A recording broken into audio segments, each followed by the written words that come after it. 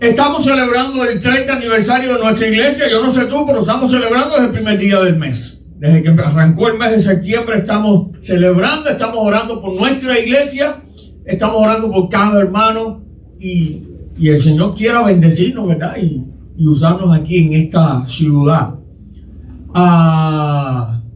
donde Él nos ha puesto.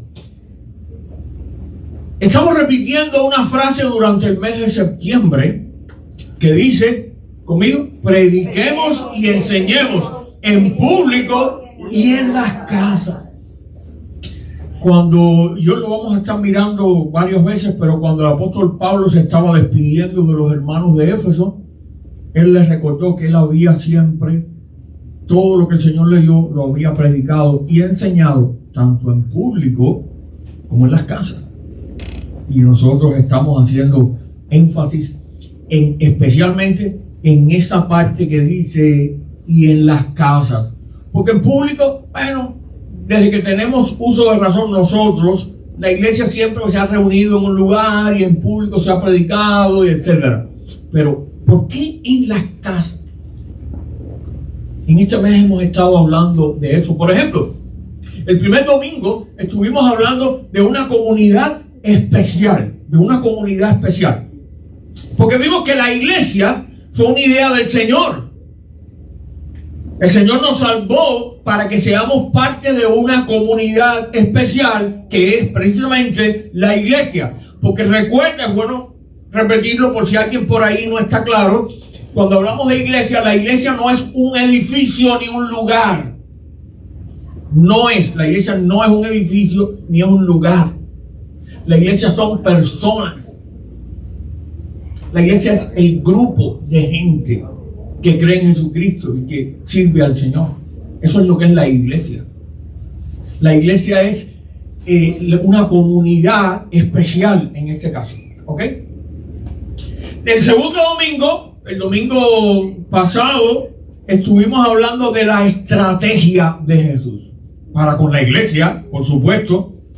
Jesús prometió edificar la iglesia. ¿Se acuerdan cuando Él dijo, sobre esta roca, cómo dijo Él? Edificaré mi iglesia. Es la iglesia del Señor, es su idea, es su diseño, y Él prometió construirla, edificarla. Él tenía una estrategia para la iglesia y para, a través de la iglesia, fundar y expandir su reino en el mundo. Y desde el principio la puso en práctica. ¿Cuál fue la estrategia que usó Jesús? Lo vimos la semana pasada. La estrategia de Jesús para su iglesia estaba basada en las casas y en las familias que vivían en esas casas. Lo que se llama en el griego el oikos. Oikos significa tanto la casa como la familia. Las dos cosas están ligadas. Y la estrategia de Jesús estaba basada en el oikos. Vimos que Jesús ministró en las casas. Casi todo lo que Él hizo, casi todo lo que Él enseñó, todas esas parábolas hermosas que nosotros conocemos y una buena parte de sus milagros, todo eso Él lo hizo en el contexto de una casa de familia, donde lo invitaban a veces donde Él y sus discípulos hablaban con la familia. ¿Te acuerdas del caso de Zaqueo? Ahí fue el que se invitó. Él le dijo, Zaqueo, hoy voy a quedarme en tu casa. Otras veces lo invitaban, pero igual, en casas con familias fue donde Jesús ministró. También vimos que cuando Él envió a los suyos, primero a los 12, y después a cuántos envió? A los 70. ¿Cómo fue el plan? ¿Cómo fue la estrategia? Que buscaran una casa que le llamó de paz, o sea, una casa que estuviera dispuesta a recibirlos y que se quedaran ahí. ¿Se acuerdan? Le dijo, no vayan de casa en casa. No, mientras lo reciban, quédense ahí. Porque había que trabajar con esa familia y eso se convirtiera como en un cuartel del reino de Dios en esa ciudad o pueblo o aldea. A eso los mandó. Y lo mejor de todo, Él prometió su presencia en cada uno de esos grupos en las casas. Él dijo, donde estén, ¿cuántos? 1,000 o 1,200. No, él dijo 2 o 3 congregados en mi nombre, ahí estoy yo en medio de ellos. Lo prometió el Señor y el Señor no miente. Hoy vamos a estar hablando de cuál fue en general el modelo del Nuevo Testamento en general para la iglesia. No ya en la época de Jesús, en el ministerio de Jesús, sino después. ¿Ok? Para los primeros cristianos, para los primeros seguidores de Cristo en el libro de los Hechos, lo que nos muestran las cartas del apóstol Pablo, Pedro, la carta a los Hebreos, las cartas de Juan, ¿qué nos muestran? ¿Cuál era el modelo del Nuevo Testamento para las iglesias? Mira, hace 500 años sucedió lo que se llama en la historia la Reforma Protestante. Aquellos grandes hombres de Dios, aquellos grandes reformadores, una de las cosas que se propusieron era que la iglesia pudiera volver al Nuevo Testamento, a lo que enseñaba el Nuevo Testamento, no a enseñanzas de hombres, no a tradiciones humanas, no a prácticas humanas, no, volver al Nuevo Testamento, volver, regresar. Por eso una de las primeras cosas que hicieron los reformadores, fue lo primero que hizo Lutero en Alemania, fue traducir la Biblia al idioma de la gente para que la gente la pudiera leer. Acuérdense que en esa época no era así. La Biblia solamente estaba en latín y el pueblo no entendía el latín.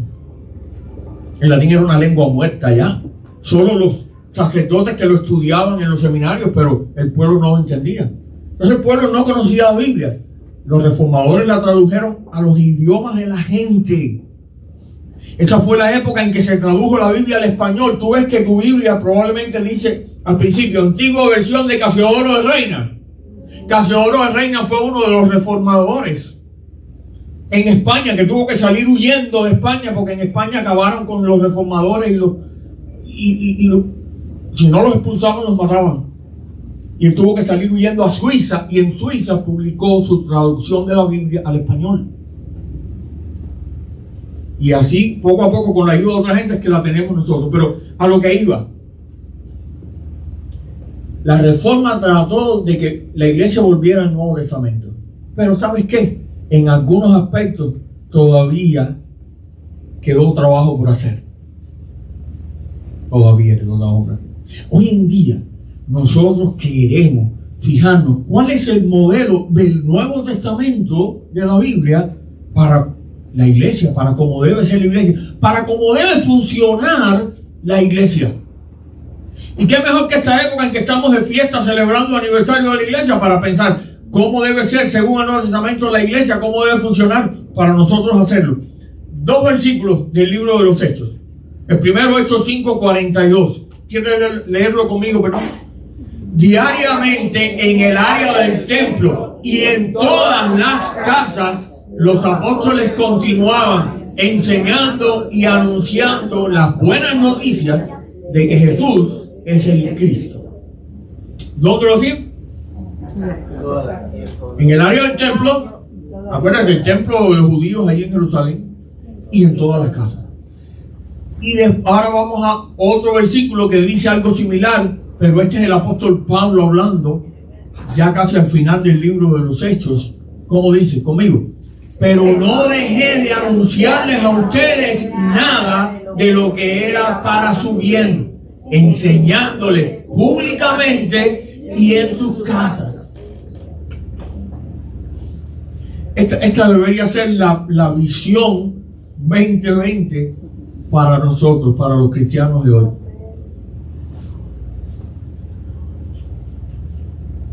Que deberíamos enseñar y predicar públicamente y en las casas. Vamos a orar. Padre, ahora rogamos que nos ayudes a entender tu palabra, tu mensaje. Bendiga tu iglesia y que tu Espíritu Santo nos enseñe y aplique en nuestros corazones esta verdad. En el nombre de Jesús. Amén. Mi querido hermano, mira, después de Pentecostés, ubícate en Hechos capítulo 2, Pentecostés, descendió el Espíritu Santo. Después de eso, los discípulos de Cristo siguieron la estrategia de Jesús de alcanzar, primero que todo, la estructura del hogar familiar, el oikos, la familia, con el mensaje del Evangelio, y de ahí ir penetrando toda la ciudad y toda la sociedad. Mira, en el mismo Hechos 2, es el mismo capítulo donde se narra lo que pasó en Pentecostés. Unos versículos más abajo, mira lo que dice. Ellos estaban dedicados a aprender lo que los apóstoles enseñaban. Compartían lo que tenían, participaban de la cena del Señor y oraban juntos. La gente se llenó de temor debido a las muchas señales milagrosas que hacían los apóstoles. Todos los creyentes permanecían unidos y compartían sus bienes. Vendían lo que tenían y repartían el dinero entre los que estaban necesitados. Se reunían diariamente en el área del templo y en las casas participaban de la cena del Señor. Comían juntos con sencillez y alegría. Alababan a Dios y todo el pueblo los estimaba mucho. Cada día el Señor añadía a la iglesia los que iban siendo salvos. ¿Te das cuenta que ellos siguieron la misma estrategia de Jesús? Jesús a veces enseñaba en el templo. No se te olvide que cuando hablamos de templo no estamos hablando de una iglesia cristiana, que no existían templos cristianos en esa época todavía. Estamos hablando del templo de Jerusalén, de los judíos, de los sacrificios animales en el altar. De eso estamos hablando. Pero el templo tenía nosotros diríamos como unas terrazas, como unas áreas así muy grandes. Y en el atrio de los gentiles había por toda la orilla de la pared, había unos pórticos. Ahora, cuando yo era niño, yo leía en la Biblia, ¿qué eran esos pórticos? Yo no entendía. Los pórticos son como unos pasillos, unas galerías techadas con muchas columnas pegados a toda la pared. ¿Entiendes? Por todo el borde de la pared, imagínate un techo así, estrecho y largo a lo largo de la pared, sostenido por columnas que da la vuelta a lo largo de la pared. Eso eran los pórticos. Bajo esos techos, para que si llovía, el sol, etcétera, muchas veces la gente, era el área de los gentiles, acuérdate, ahí no era donde se hacían los sacrificios, eso era más adentro, pero los gentiles podían entrar hasta allí. Por cierto, era la misma área donde el Señor Jesús expulsó a los comerciantes, ¿te acuerdas? Porque aquello era para orar al Señor y demás. Entonces, en esos pórticos, a veces Jesús allí se agrupaba con sus seguidores y les enseñaba. Los discípulos después de Pentecostés hacían lo mismo. Diariamente iban al templo, buscaban allí un espacito en los pórticos aquellos y allí se ponían con sus amigos y hablaban de la palabra del Señor. Pero además Jesús ministró en las casas y eso mismo hacían ellos. Dicen, las casas participaban de la cena del Señor y allí adoraban. Con esa estrategia y con el poder del Espíritu Santo que descendió en Pentecostés, aquel grupo de cristianos logró hacer algo increíble. Porque hasta sus enemigos tuvieron que decir estas palabras. Han llenado toda Jerusalén con esas enseñanzas. Qué tremendo que hasta tus enemigos tengan que reconocer, molestos y todo, pero tengan que reconocer que tú lograste hacer lo que te habías propuesto. Ellos estaban molestos, pero tuvieron que decir, esta gente han llenado toda Jerusalén con esas enseñanzas. ¿Y cómo fue que la llenaron? Si nada más que ellos podían reunirse un poquito de ellos en el área del templo. Porque además de eso, ¿qué hacían? En las casas, por toda la ciudad. Yo creo que en cada barrio de la ciudad había varias casas donde allí en grupos pequeños se reunían para todas esas cosas que vimos allí. Por tanto, mi hermano, mira, el modelo de las iglesias del Nuevo Testamento está basado en los grupos que se reunían, ¿dónde? En casa. ¿Cómo eran esas casas de las que estamos hablando? ¿Y cuántas personas podían estar en estos grupos? Quiero decir, por el tamaño de la casa, ¿no? Yo me pasé toda la semana tratando de averiguar bien estas cosas. Y quiero compartirte algunas cosas y algunas fotografías, algunas imágenes para que tú captes la idea también. Mira, la casa común en Jerusalén era pequeña. Por supuesto, en Jerusalén había un barrio que se llamaba el barrio alto. Alto porque era en una colina, pero también era el barrio de la clase alta. Lleno de mansiones. En aquella época sí lo había. Ahí estaban la casa de los sacerdotes y de la gente grande en Jerusalén. Esas casas eran, bueno, grandes. Pero las casas del pueblo eran pequeñas. Esto es una foto de una casa el interior de una casa muy antigua en Jerusalén, en la parte vieja de Jerusalén. Los grupos de las iglesias en las casas, ahora te voy a decir cuánto. Mira, esto que tú ves aquí es lo que llaman en Jerusalén la casa quemada, porque esto fue una casa que los arqueólogos descubrieron en la parte vieja de Jerusalén. Por supuesto, ya de la casa lo único que queda es lo que tú ves, ¿verdad? Las bases y la parte baja de las paredes de los muros, ya no quedaba nada más. Pero eso da una idea de cómo era la casa. ¿Por qué la casa quemada? Porque dicen los estudiosos que esa casa, cuando en el año 70 los romanos destruyeron la ciudad de Jerusalén y por supuesto prendieron fuego, esa casa quedó quemada, pero hasta hoy está, después de que quedó quemada, ahí nadie tocó nada, ¿sabes? Cayeron arriba tierra, piedras y cosas, pero cuando los arqueólogos levantan todo eso, ahí está todo tal como quedó. De hecho, quedaron hasta restos humanos quemados allí. Lo encontraron los arqueólogos. Yo no sé si tú puedes ver, pero aquí hay un hombre parado. ¿Tú lo ves? Como con una camisa blanca. No sé si a esa distancia lo puedes distinguir. Pero yo lo que quiero que tú veas las dimensiones de las habitaciones de esa casa. Más o menos puedes tener una idea. Calculando, ahí ves al hombre parado.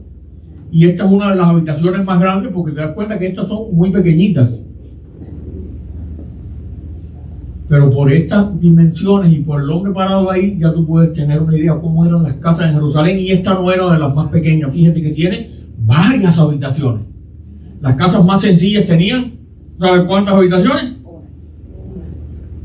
Y si acaso en el techo, algo ahí con una cubiertica para algo que les hiciera falta.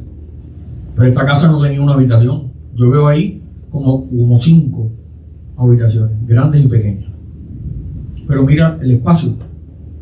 Así que por eso es que dicen que estos grupos que se reunían en las casas en Jerusalén deben haber tenido entre 10 y 20 personas. Más o menos algo así. No se distingue mucho porque se ve oscuro. ¿Y cómo tú crees que se veían los grupos en aquellas casas? Con luz eléctrica. ¿En serio? Con unas lamparitas de esas de aceite ahí que eso alumbraba muy poco. A los pocos días de Pentecostés se deben haber formado en la ciudad de Jerusalén más de 100 grupos como ese. Porque acuérdate que llegaron a contarse más de 3.000 personas. Eso es en Jerusalén. Las casas en las aldeas eran más pequeñas todavía.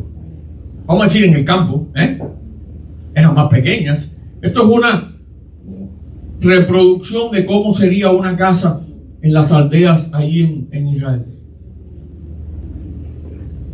Así cuadradita, pequeñita, con una escalera por fuera para subir al techo allí para hacer alguna cosa, pero adentro con una puerta y si acaso una ventana. Generalmente una habitación por dentro. No. Esto no sé si lo puedes ver a distancia, pero es como un esquema abierto de cómo se vería una casa en el campo en aquella época. No sé si lo puedes ver a distancia, pero entrando aquí, entraban la gente y entraban los animales. Por la puerta esa hay un espacio acá. Un espacio acá. En ese espacio, aquí hay como una habitacioncita pequeña para guardar los animales por la noche. Como los animales en la casa, créeme que en Cuba hasta los que tienen puercos en el patio los guardan por la noche. Hasta en el baño. En la bañadera, los cerdos. Si tú no eres cubano, no tienes idea, pero créeme. Bueno, ellos lo guardaban ahí Entonces, esto es la cocina y esto es un storage, o sea, un espacio para guardar las cosas, las cosechas, etcétera, tenían que tenerlas guardadas ahí adentro. Y entonces una escalerita aquí para un pisito aquí arriba, donde ellos prácticamente era donde vivían. Eso es todo. Ahora, cuando se querían reunir en una de esas casas un grupo para hablar de la palabra de Dios, ¿cuánta gente tú te crees que cabrían ahí? 5 o 6. Un poquito más apretado, vamos a poner 10 personas, ¿verdad? Algo así. Y en Roma, que era la capital del mundo, la capital del imperio, tremenda ciudad. Roma, por cierto, en aquella época, comparado con las ciudades grandes de hoy en día, bueno, no había las ciudades estas que tienen 8 millones, 9 millones de personas como New York y otras ciudades más. No, eso no era así.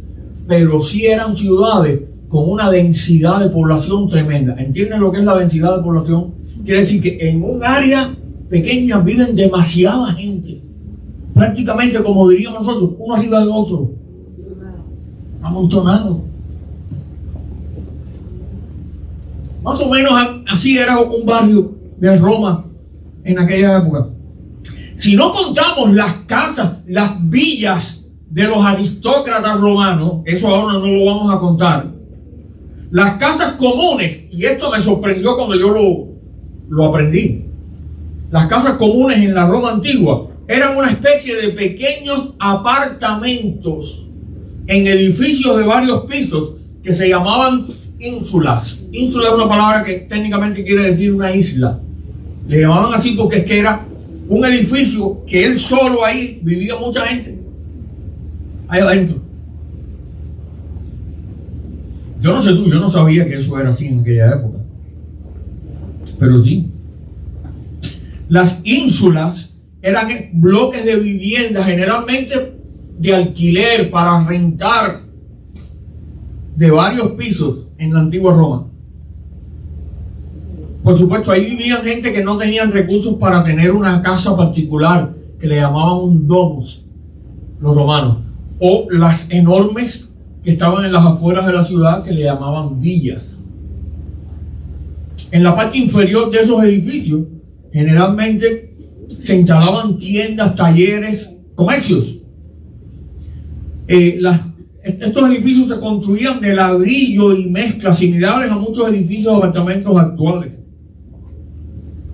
Y en los pisos de arriba, apartamentos pequeñitos donde vivía la gente. Hoy en día hay lugares allí en Roma donde se pueden ver los restos de esos edificios. Por ejemplo, esto no sé si lo pueden distinguir bien, pero los varios pisos acá de uno de esos edificios en Roma, ahí está en Roma, todavía ahí las ruinas se pueden ver. Y estos son en Ostia. Ostia era, como decir, el puerto para la ciudad de Roma, porque Roma no estaba de frente al mar, Roma estaba hacia adentro, a orillas del río, y está todavía.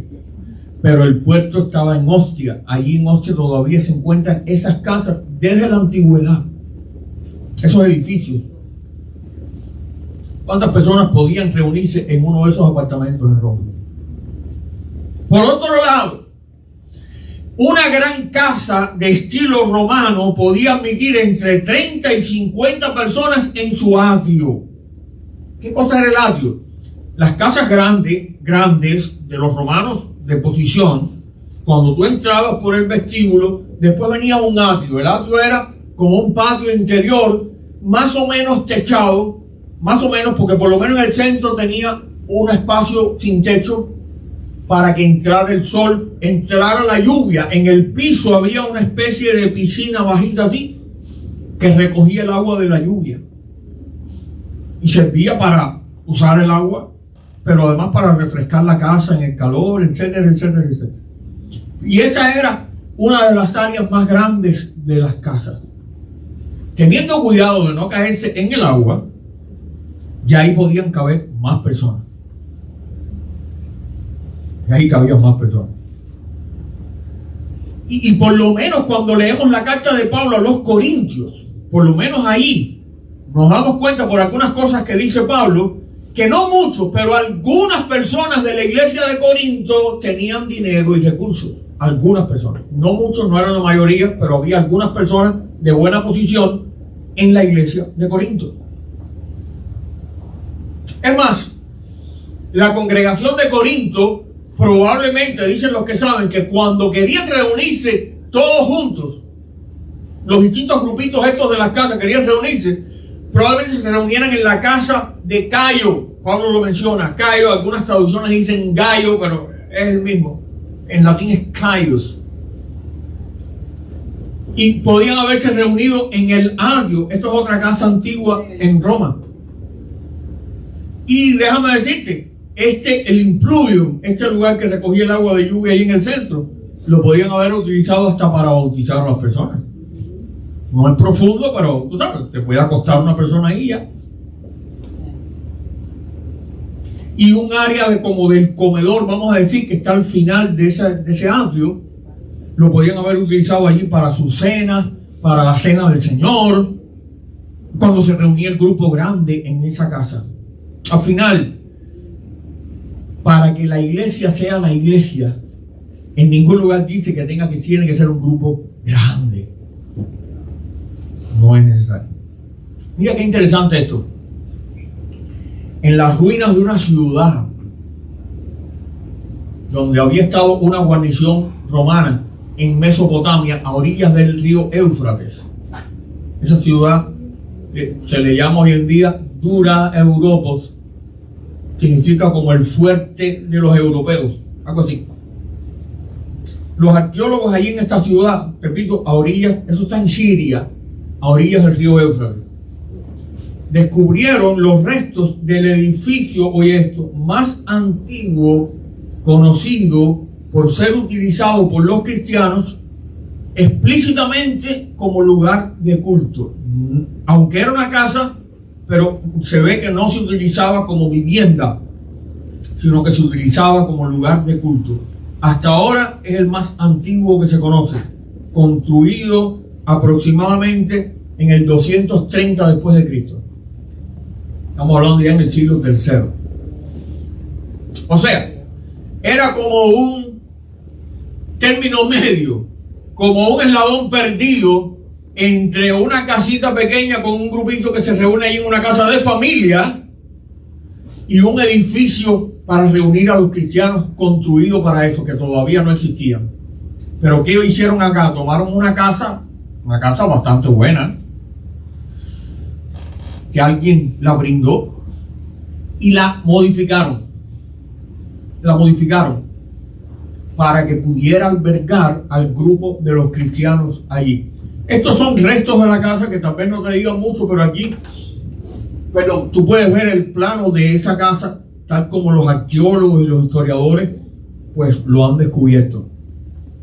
Esta habitación, que es la más grande obviamente, dicen los arqueólogos que se ve que originalmente no era una habitación tan larga, eran 2 habitaciones, pero que parte de la modificación fue que tumbaron la pared que había para hacerla más amplia. Nosotros hicimos eso acá con el salón de los niños pequeñitos ahí frente a la cocina. Eran 2 saloncitos pequeños y alguien, antes de yo estar aquí, tumbó la pared en el medio para que fuera un salón más grande. Bueno, eso mismo hicieron acá. Tumbaron la pared aquí porque están las marcas de que había una pared. Hicieron un salón grande acá. Este es como el atrio, ¿ves? Medio sin techo allí. Y este es el salón, como decir, el comedor. En esta habitación pequeña de acá, descubrieron que en el extremo allá había una cosita como un bautisterio para bautizar. Los arqueólogos arrancaron el bautisterio y está acá en los Estados Unidos en el museo de la Universidad de Yale. Aquí, no está allí ya. Pero, por cierto, si te parece que hicieron mal hicieron los extremistas islámicos de ISIS, que después de eso vinieron ahí, ya eso no existe nada. Ni lo que tú viste en la primera foto existe ya, porque todo eso lo destruyeron. Pero ¿a dónde iba? Están viendo que aquí los cristianos en el siglo III todavía no podían construir un edificio para iglesia, para ellos. Entonces, ¿qué hicieron? Tenían a su disposición esta casa, la modificaron levantaron el piso en algunos lugares para que estuviera al mismo nivel. Acá hicieron como una pequeñita plataforma, como para que ahí se pudieran parar los que van a hablar y eso, y los demás pudieran escuchar. Dicen los arqueólogos, comiquísimo, dice que es muy raro, pero no encontraron ahí ninguna resto de un altar. Y yo pensando, porque los primeros cristianos no usaban altares. Hello. Ellos están muy preocupados, no entienden por qué allí en esa casa no había un altar. Ok. Pero esto era hasta ahora el lugar más antiguo que se ha encontrado preparado para la reunión de la iglesia. Con todo este salón se calcula que cabrían unas 50 personas. No más. Si bien la voluntad divina es que los cristianos se reúnen regularmente, recuerda lo que dice en la carta de los Hebreos, no dejando de ¿qué? De congregarnos, como algunos tienen por costumbre. No, el Señor quiere que no nos dejemos de reunir. Pero en ninguna parte en la Biblia dice dónde exactamente es que hay que reunirse. Tiene que ser un lugar así o de esta forma, no. Y por eso, según las necesidades de los grupos y las posibilidades de los grupos, buscarían un lugar para reunirse. Es verdad que en la Biblia, en el Nuevo Testamento, se mencionan algunos otros tipos de lugares donde se reunían a veces los cristianos. Por ejemplo, ya vimos que al principio se reunían en el área del templo. Pero eso fue al principio, porque cuando ya se llevaron presos varias veces a Juan y a Pedro y a los apóstoles por estar hablando ahí en el templo, ya yo me imagino que ellos nunca más fueron a reunirse en el templo porque estaban muy a la vista de sus enemigos. Se reunían en las casas. Pero de vez en cuando se mencionan otros lugares. En Filipos, por ejemplo, cuando Pablo y Silas llegan a predicar, se encontraron unas mujeres judías, ¿te acuerdas? Lidia, que se reunían a la orilla del río. Y ahí mismo Pablo y Silas esperaron a las 2 semanas y ahí predicaron el evangelio, a la orilla del río.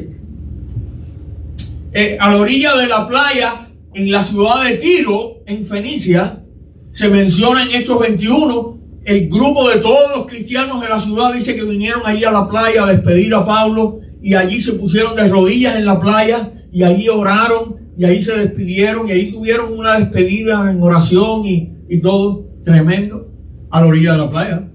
¿Por qué no? Pero a pesar de esos detalles, las casas demostraron ser el sitio más conveniente para las congregaciones en el siglo I y hasta el siglo IV, que fue cuando empezaron a construirse los primeros edificios para las iglesias. Claro que cuando ellos querían reunir toda la iglesia de la ciudad, o sea, todos los grupos de la ciudad, ¿en qué casa cabrían? Tendrían que buscar entonces un lugar o un espacio público o un lugar abierto o algo más grande. Pero las reuniones regulares las tendrían en grupos pequeños en las casas. Por eso estamos diciendo hoy que el modelo de las iglesias del Nuevo Testamento está basado en los grupos que se reunían en casas, en casas. ¿Cómo era? ¿Qué características tenía ese modelo y tiene ese modelo? Esta es la primera característica. Es un modelo a la vez sencillo y perfecto. Sencillo y perfecto. Sencillo, no era complicado, no había que complicarlo. A veces los seres humanos queremos complicar las cosas. Así mismo era perfecto. Las iglesias del Nuevo Testamento se reunían, por ejemplo, ahí se menciona en la Biblia con nombre, en las casas de Priscila y Aquila en Roma, ahí está en Romanos 16:5. También se menciona la otra casa que tuvieron Priscila y Aquila en Éfeso, cuando se movieron a Éfeso, primero los Corintios 16. Pablo menciona la iglesia que se reunía en casa de Cayo en Corinto, ahí en la carta a los romanos. También en casa de Filemón en Colosas se reunía una iglesia, la menciona Pablo en la carta a Filemón. En la carta a los Colosenses, Pablo menciona la iglesia que está en la casa de Ninfas en la Odisea. En el libro de los Hechos se menciona la iglesia reunida orando en la casa de María, la madre de Juan Marcos, en Jerusalén.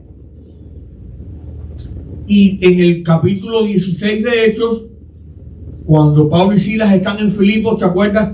La cárcel, el terremoto, todo aquello. Cuando Pablo y Silas al fin salieron de la cárcel, fueron para la casa de Lidia, donde estaba allí el grupo ya de los primeros cristianos, y ahí se reunieron y ahí todo. Esos son, hay más, pero estas son las que se mencionan en la Biblia con nombre y todo, específicamente. ¿Por qué decimos que era sencillo? Estos grupos no tenían una jerarquía sofisticada. Repito, eran grupos de 10, 15 personas. No tenían programas cargados. No tenían rituales sin sentido. Todos estaban juntos. Repita, juntos. Todos participaban. La cosa se complicó siglos después. Pero en ese momento era así. El grupo en la casa, todos juntos, todos participaban del culto y de la adoración. El Señor estaba presente en esos grupos porque Él lo había prometido. Y Él podía usar a cualquier hermano para hablarle a otro hermano, para edificar a otro. Sí, había pastores o ancianos y había diáconos o servidores, que es lo que quiere decir diáconos. De vez en cuando se nos dice que recibían la visita de predicadores o maestros itinerantes. ¿Entiendes lo que quiere decir? Eran gente que no estaban fijos en un lugar, sino que iban de ciudad en ciudad, predicando, enseñando. Entonces llegaban a esos grupos, los recibían allí, muchas veces les daban albergue allí, estaban unos días, predicaban, enseñaban y después seguían para otro lugar. A través de la historia, aún ya después que la iglesia oficial había cambiado mucho y ya no se parecía en nada a este modelo, aún así hubo diferentes grupos que bajo la persecución volvían a basar su vida en esos grupos pequeños en las casas. Hoy en día, siglo XXI, en países donde la fe cristiana es ilegal o perseguida, existen muchas iglesias que funcionan y crecen a pesar de la persecución y la ilegalidad. ¿Cómo funciona la iglesia? Con este modelo, reuniéndose a veces clandestinamente en casa. Es un modelo perfecto. Les quería mencionar, sí, el pasaje, de los muchos pasajes que estaban ahí puestos. Uno de ellos, el que dice, habla de la casa de Priscila y Aquila en Roma. Dice, saluden también a la iglesia que se reúne en casa de Prisca y Aquila. El nombre de la mujer era Prisca. Priscila es como un diminutivo de Prisca. Pero este modelo decía que era perfecto. Menos gastos, porque ¿qué gastos llevan si son un grupito de personas en una casa? Menos programas, menos desgaste físico y mental, y sin embargo más crecimiento y más fruto. La segunda cosa que queremos ver de este modelo del Nuevo Testamento es que era un modelo para el cambio.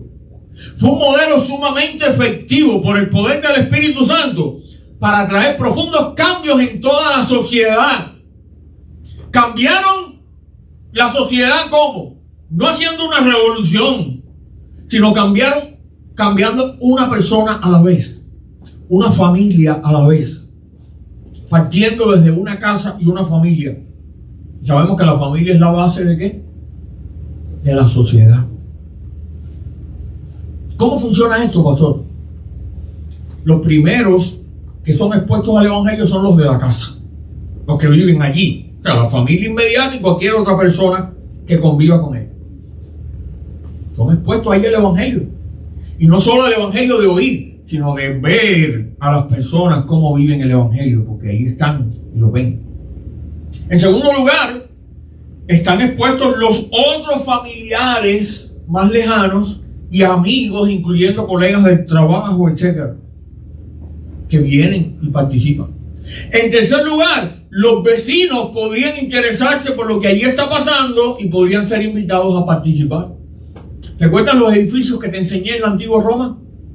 Dicen que las paredes eran muy finitas. Te quejas de que las paredes hoy aquí son de sheetrock y son finitas y se oye todo. Bueno, dicen que en la antigua Roma las paredes eran bien finas. ¿Tú crees que si estaban reunidos adorando al Señor en uno de esos apartamenticos, qué pasaba con los vecinos?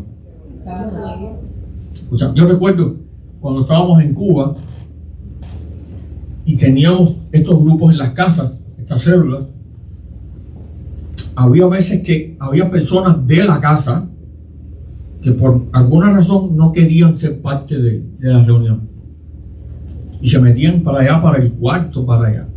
Pero ¿qué tú crees? Muchas de esas casas donde por lo menos nosotros trabajábamos, muchas de esas casas entre las habitaciones no tenían puertas, solo unas cortinas. Y lo que estábamos haciendo aquí, digamos, en la sala, eso se escuchaba en todas las habitaciones de la casa. Así, a mí no me importaba si se metían para la última habitación, ahí yo sabía que iban a escuchar todo lo que estábamos hablando acá. Así que al final hasta los vecinos de los apartamentos podían escuchar. En el primer siglo fue así. Tenemos dos ejemplos en la Biblia que muy interesantes que quiero que te fijes. Uno fue el carcelero de Filipo. ¿Te acuerdas el carcelero? Filipo, la cárcel, el terremoto, el carcelero, el que dijo ¿qué debo hacer para ser salvo?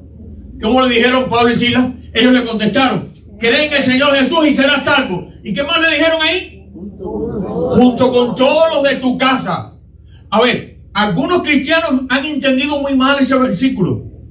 Cree en el Señor Jesucristo y serás salvo tú y tu casa. Como si quisiera decir que al yo creer en Jesucristo ya toda mi casa se salvó. No, los de mi casa tienen que creer también. Si no creen no se van a salvar. Ellos Pablo y Silas lo que le estaban diciendo, el plan es este, cree en el Señor Jesucristo y serás salvo. Esto es para ti, pero es también para la gente que está en tu casa. Pero ellos tienen que escuchar y ellos tienen que creer. Y mira lo que pasó. Y le presentaron la palabra del Señor tanto a él como a todos los que vivían en su casa. Yo siempre he entendido que parece que la casa del carcelero quedaba allí pegada a la cárcel, porque ese era su trabajo, cuidar de los presos.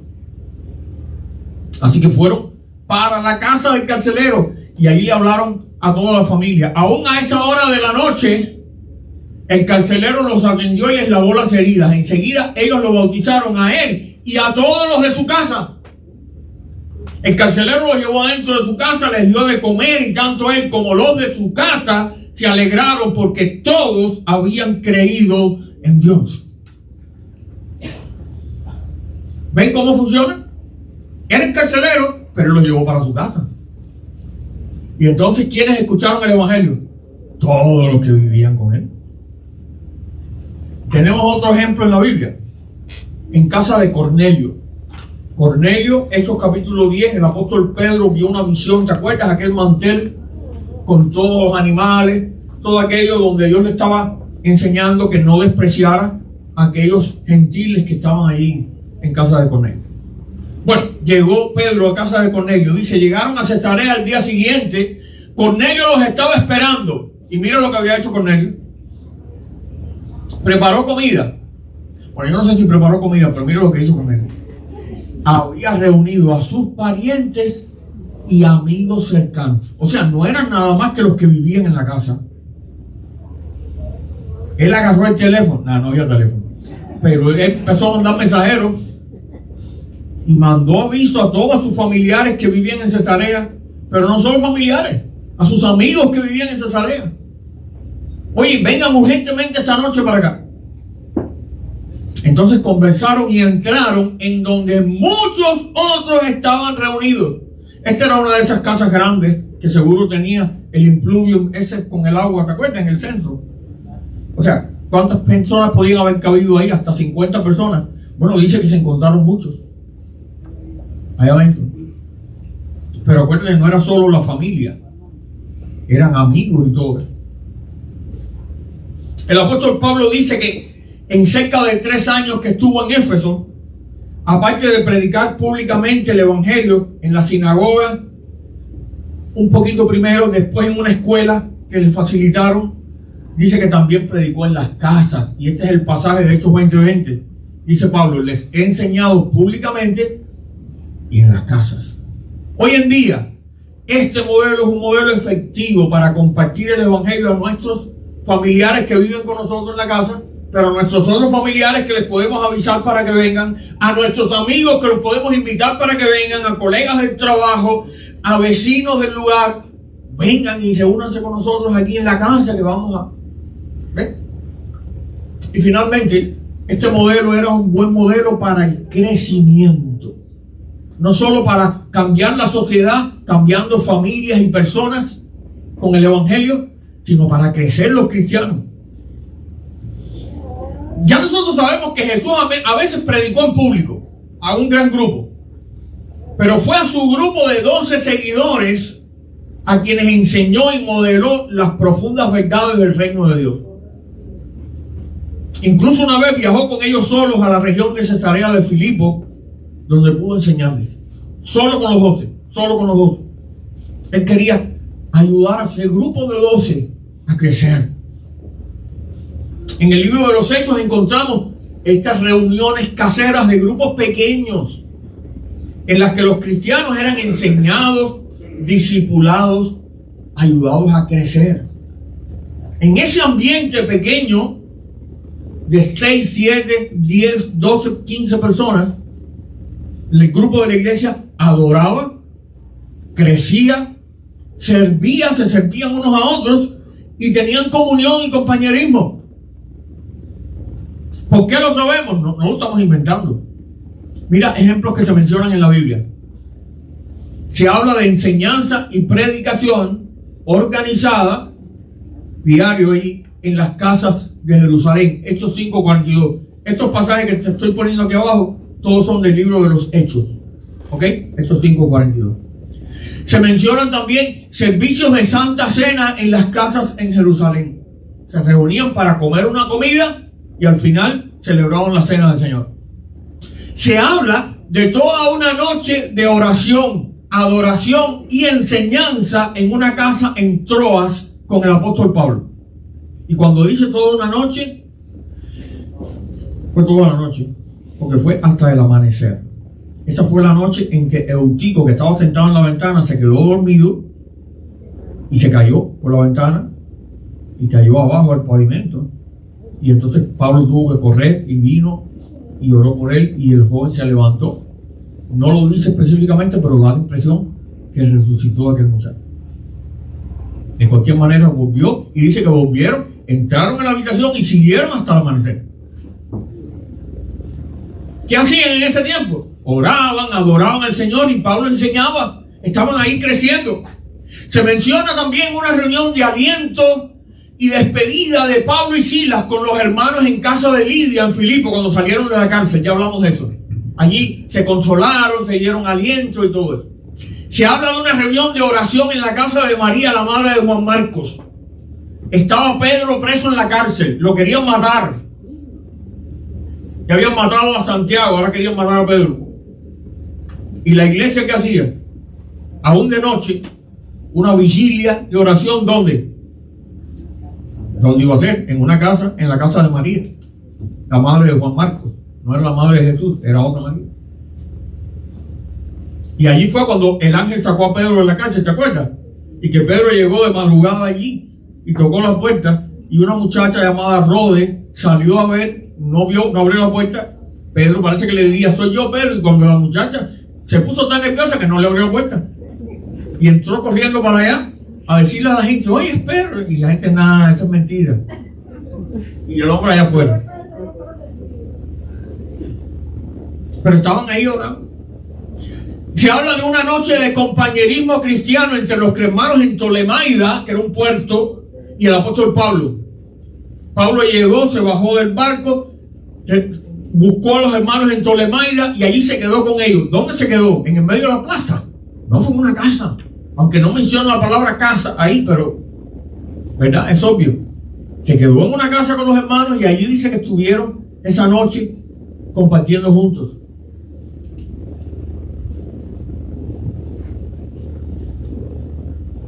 El escritor de la carta a los hebreos nos da una idea de cómo hacían los cristianos en esos grupos. Mira cómo dice: mantengámonos firmes en nuestra esperanza, porque Dios cumplirá lo que prometió. No dejemos nunca de hablarles a los demás de nuestra fe. Seamos solidarios. Ayudemos a los demás a demostrar su amor y hacer el bien. Algunos están faltando a las reuniones y eso no está bien. Reunámonos para animarnos unos a otros, y con mayor razón ahora que vemos que se acerca el día. Basado en eso, ¿te puedes dar cuenta cómo era el ambiente en esos grupos? ¿Cómo hacían? Era para animarse unos a los otros. No era para sentarse así, un grupo sentado y una persona aquí parada hablando 1 hora. No. Era un grupo pequeño, sentados ahí todos juntos, todos se veían las caras.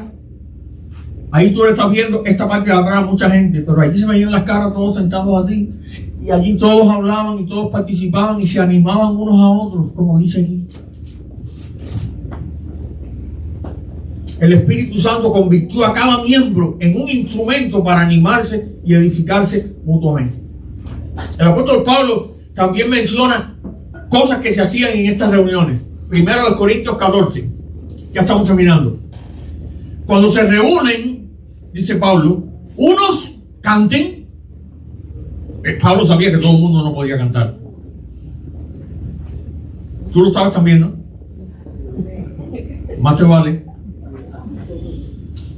Unos canten, otros enseñen, o comuniquen lo que Dios les haya revelado, o hablen en lenguas extrañas, o interpreten lo que otros dijeron en lenguas, pero que todo sirva para la edificación de la iglesia. ¿Te das cuenta? No había un orden rígido. Esto que tenemos nosotros aquí, que dice todo lo que teníamos que hacer hoy, ellos no tenían eso. Era más espontáneo, más libre y más guiado por lo que el Espíritu del Señor iba poniendo en los corazones de los hermanos. Ahora, como dice Pablo, la espontaneidad no quiere decir desorden, porque dice ahí mismo un poco más adelante: hágase todo ¿cómo? Decentemente y con orden. Dice un escritor: no encontramos ninguna cosa que nos sugiera que estas reuniones se llevaran a cabo con el tipo de solemnidad y formalidad que rodea a la mayoría de las reuniones cristianas en la actualidad. Y sabemos que a veces cuando en las iglesias, así, queremos romper un poco ese ambiente demasiado solemne, demasiado estirado, demasiado serio, nos faltan algunos hermanos que se ponen molestos porque hay que ser solemne y serio.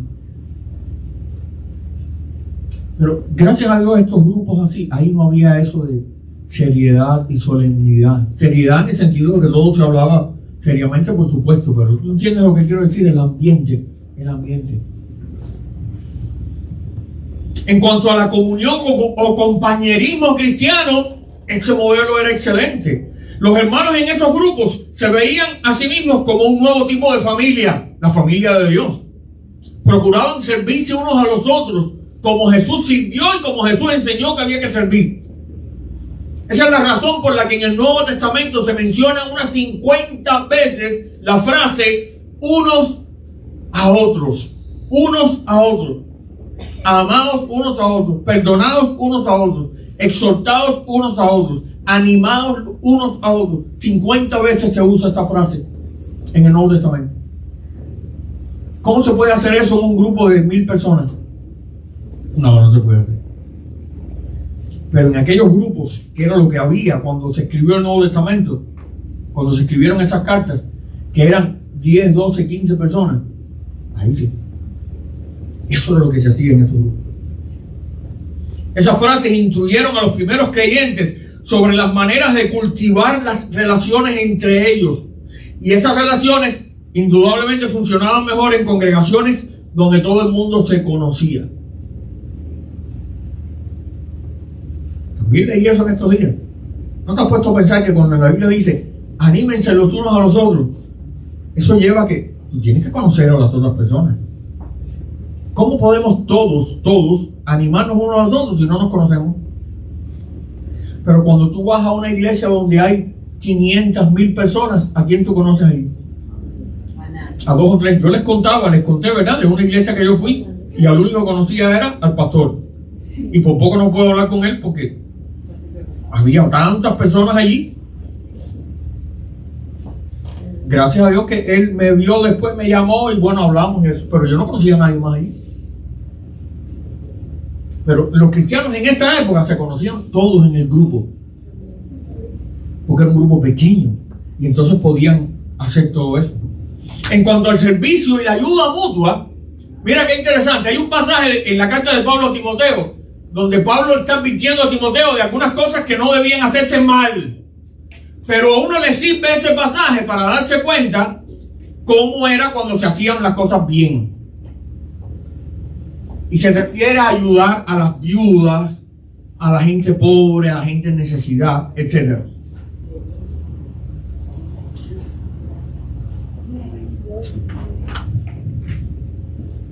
Quiero dejarte para que veas, o sea, la idea, ¿ves? Es lo que te puedo dar. Para que busques la manera de ver estas 2 películas que te voy a mencionar. En español, esta se llama Pablo, apóstol de Cristo, salió hace algunos años. Para mí una película excelente. Pero ¿por qué te la recomiendo? Porque en la película se ve mucho estas reuniones de grupos pequeños en las casas. Porque allí llegaba Lucas, ahí llegaba el otro, y estaba un grupo reunido en una casa. Grupos pequeños en las casas en Roma y todo esto. Pero te animo para que busques esta película y la puedas ver. Pablo, apóstol de Jesucristo, en inglés se llama así mismo Paul, Apostle of Christ. Y esta otra película que no es tan conocida como la anterior, pero también la vi y también es una película muy buena, que se llama Policarpo. Policarpo era un pastor en la ciudad de Esmirna. Muy antiguo también fue esa historia. Y en la película se cuenta su historia, pero otra vez, ¿por qué te la estoy recomendando? Porque allí se ven los grupos pequeños de los creyentes en las casas. Con familias, los adultos, los niños, etc. ¿Ok? Policarpo. Concluyendo, mis hermanos, una de las principales razones por las que la iglesia primitiva fue tan efectiva fue porque se infiltraba en el tejido básico de la sociedad, las familias, las casas. El ministerio basado en casas se hizo tan común que a lo largo del libro de los Hechos, cada mención que tú ves allí de una iglesia local o de una reunión de la iglesia, ya sea para adorar a Dios o para tener comunión, se está refiriendo a una reunión de una iglesia en una casa, no es otra cosa. Desde las casas o apartamentos más pequeños, con grupos de 10 a 20, que era lo más que cabían, hasta las casas de los miembros más pudientes en las grandes ciudades, con grupos de 50 personas allí o un poco más. Los hombres y mujeres, ardiendo con el Espíritu de Dios, comenzaron a difundir el mensaje del Evangelio de casa en casa. Como dice Hechos 20:20. Lo volvemos a leer. Pero no dejé de anunciarles a ustedes nada de lo que era para su bien, enseñándoles públicamente y en sus casas. Hoy, muchas iglesias en el mundo han redescubierto que este sigue siendo el modelo más efectivo para la vida de la iglesia, para funcionar como iglesia, para hacer lo que el Señor quiere que hagamos, para extender el evangelio a vecinos, a otras familias, para crecer como cristianos. Hoy en día muchos se están dando cuenta que este sigue siendo el modelo. Y nosotros queremos llegar a eso. Tenemos en nuestra iglesia en este momento poquitos grupos celulares, poquitos. Antes teníamos más, pero con la pandemia se nos echaron a perder los planes muchas veces. La célula nuestra, que gracias a Dios se ha mantenido a través del tiempo de la pandemia y todo, por teléfono no dejó de funcionar, pero ya estamos haciendo planes para muy pronto poder reunirnos físicamente en una casa, gracias al Señor. Pero nosotros queremos volver a eso. Y queremos, es más, llegar más allá, a que cada uno de ustedes, cada persona en esta iglesia, sea parte de un grupo de estos pequeños. Lo necesitamos. Tú lo necesitas y yo también. y es el modelo bíblico, es el modelo del Nuevo Testamento, y así fue como la iglesia cristiana llenó, primero a Jerusalén la llenaron con el Evangelio, y después al Imperio Romano completamente. Amén. Señor bendiga.